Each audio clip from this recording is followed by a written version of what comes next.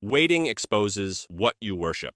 Everyone hates waiting. But what if I told you waiting doesn't test your patience? It tests your worship? That's the part nobody tells you about silence. It's not empty, it's revealing. When God delays, He's not just holding back an answer, He's holding up a mirror. And in that mirror, you start to see what you really trust. Exodus 32:1 says, "When the people saw that Moses delayed coming down the mountain, they gathered around Aaron and said, 'Make us gods who will go before us.'" Just 40 days. That's all it took for Israel to trade the presence of the living God for a statue that wouldn't talk back. Because when heaven feels quiet, the human heart gets noisy. They couldn't handle silence, so they filled it with something shiny. And we still do it. When the prayer isn't answered, we start building golden calves of our own. For some, it's control. If God won't move, I'll make it happen myself. For others, it's comfort. If God won't fix it, I'll numb the pain. And for many of us, it's distraction. We drown out the ache so we don't have to face it. But waiting exposes the idols you didn't know were there. It shows whether you worship the giver or just the gift. Psalm 37 verse 7 says, "Be still before the Lord and wait patiently for Him." That verse doesn't sound heroic, but it's warfare, because stillness is where faith either stands or falls. Think about Abraham. He had the promise of a son, but no sign of fulfillment. And when the waiting got long, he made a human plan. Ishmael was born, and with him came decades of tension that could have been avoided if Abraham had just waited for Isaac. Waiting isn't weakness. It's obedience under pressure. Deuteronomy 8:2 says, "The Lord led you these 40 years in the wilderness to humble and test you to know what was in your heart." That's what waiting does. It humbles you until all the pretending stops. You can't fake trust in a desert. You either believe God is enough or you don't. And here's the hidden advantage. Waiting detoxes your worship. It burns away everything you thought you needed until only love remains. You stop chasing blessings and start chasing the blesser.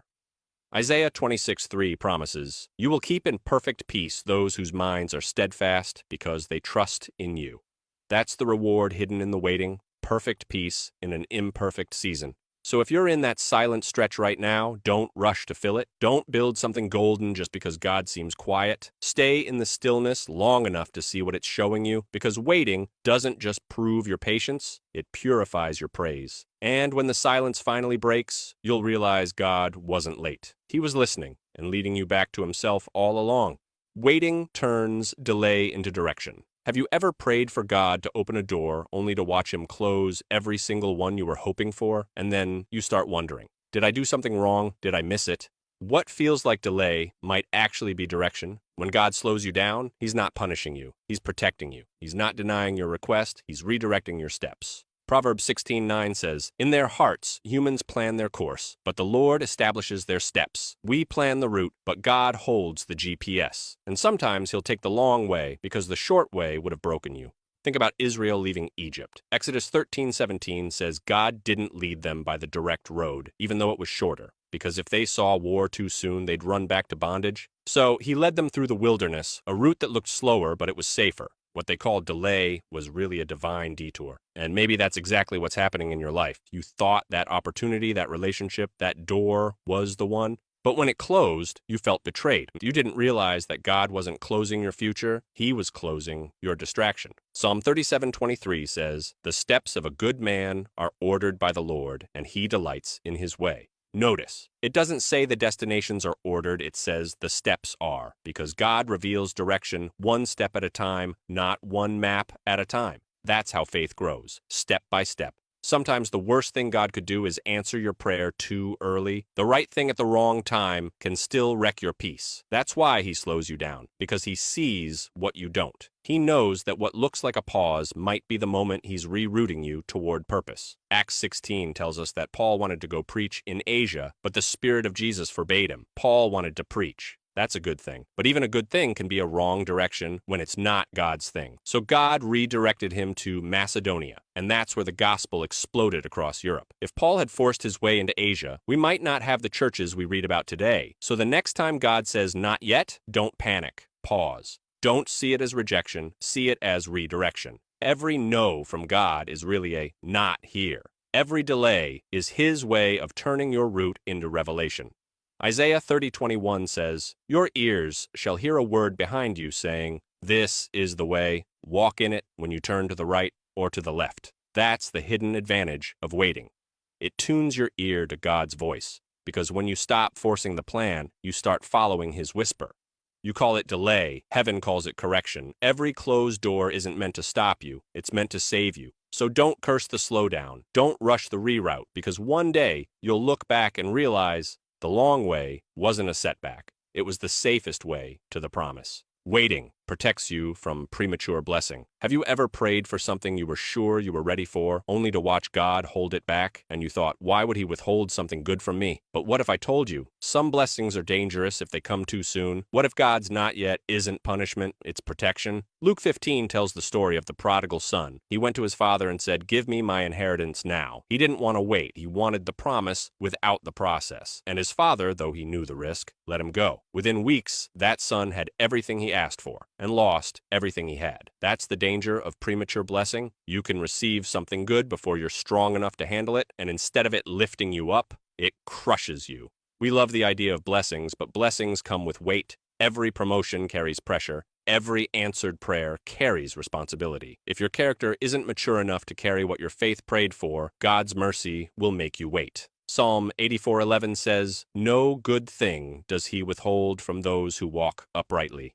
That means if He's withholding it, it's not good for you, not yet, because God doesn't give based on desire. He gives based on readiness. Think about David, anointed as king while still a shepherd boy. He had the crown in prophecy, but not in practice. It took years of caves, rejection, and hiding before he sat on the throne. Why? Because God was shaping the man before revealing the monarch. If David had received the kingdom too early, his pride would have destroyed him. But after years in the wilderness, he could finally say, the Lord is my shepherd. Not the throne is my security, but God is. Isaiah 60:22 says, when the time is right, I, the Lord, will make it happen. That verse is a gentle reminder. Timing is part of the miracle. God isn't just preparing the blessing for you, He's preparing you for the blessing. You might see delay as divine silence, but heaven sees it as character construction. He's strengthening the walls of your heart so that when the blessing comes, it stays. Sometimes God has to let you mature before He releases what you've been praying for, because premature success can destroy what slow growth could have sustained. The prodigal son got his inheritance early, and it felt like freedom. But freedom without wisdom becomes captivity. So maybe that's why God hasn't said yes yet. He knows the blessing isn't the goal. You are. He's not withholding it to hurt you. He's holding it until you're healed enough to hold it. Proverbs 10:22 says, the blessing of the Lord makes rich, and He adds no sorrow with it. That means, if it's truly from Him, it won't break you. It will build you. So if you're waiting right now, stop asking, when will it happen? Start asking, what are you preparing in me? Because God's delay isn't rejection, it's refinement. And when He finally opens that door, you won't just walk through it. You'll stay there, ready, whole, and stronger than ever.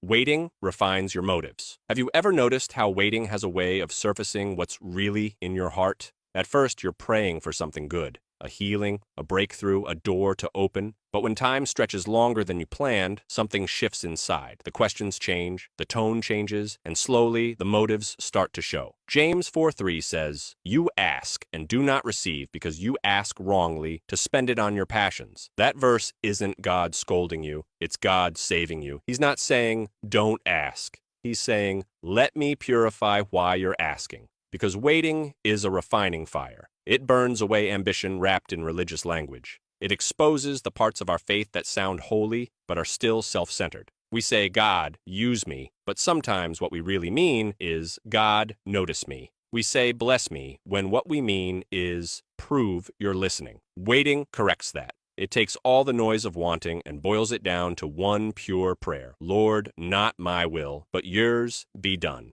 Think about how gold is purified. It's heated until every impurity rises to the surface. That's what God does with our motives. The longer the wait, the more He skims away what doesn't belong. Pride, comparison, entitlement, until what's left is faith that shines clean.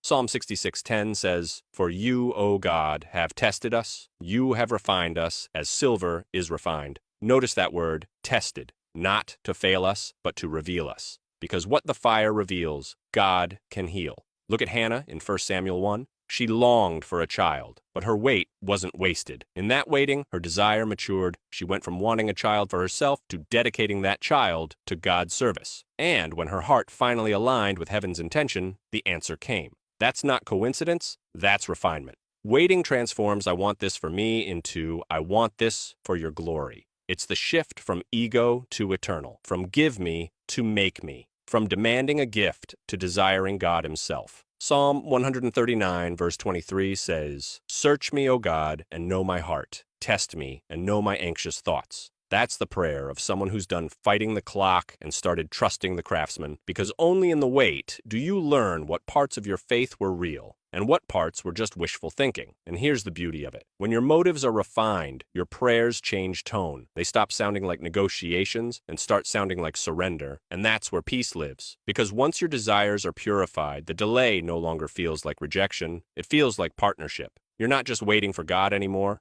You're waiting with Him. So if you're still in that refining fire, don't panic. Stay still. Stay faithful. Because the fire isn't burning you.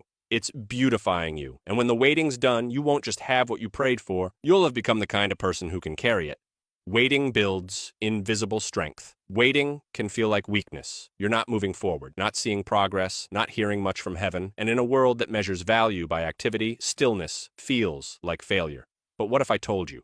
The strongest people in Scripture weren't shaped in the spotlight, they were forged in the silence. Isaiah 40:31 says, "Those who wait on the Lord shall renew their strength." Notice it doesn't say those who hustle harder. It says those who wait. Because strength doesn't come from movement, it comes from momentum built in stillness. Waiting isn't passive. It's resistance training for the soul. Every day you choose faith instead of frustration, trust instead of panic. You're building invisible muscle. Muscle the world can't see, but heaven measures in miles. Think about David. Everyone remembers the sling, the stone, the giant. But that victory didn't start on the battlefield. It started in the pasture. Years of isolation, tending sheep, fighting lions and bears when no one was watching. He wasn't just waiting for a moment, he was being trained for one. Psalm 144 verse 1 says, "Blessed be the Lord, my rock, who trains my hands for war and my fingers for battle." God used the quiet years to build warrior strength in shepherd hands. By the time David faced Goliath, the fight wasn't new. Only the audience was. That's how God works. He builds you in obscurity so you don't collapse under exposure. He strengthens you in private so you can stand in public. When you wait, God is fortifying your faith. He's stretching your endurance like spiritual muscle fibers, tearing them just enough to rebuild them stronger. Romans 5:3-4 says, "We glory in tribulations, knowing that tribulation produces perseverance. Perseverance, character,